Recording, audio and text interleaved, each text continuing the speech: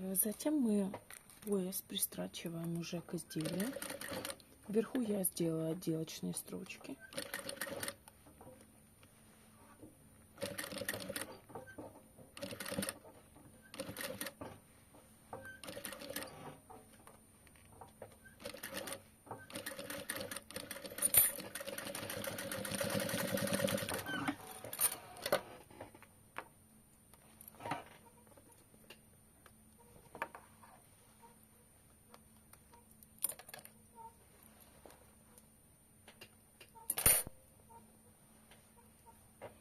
И со второй стороны делаем то же самое. Ушиваем пояс по отдельности. Верхний в начале, потом нижнюю часть.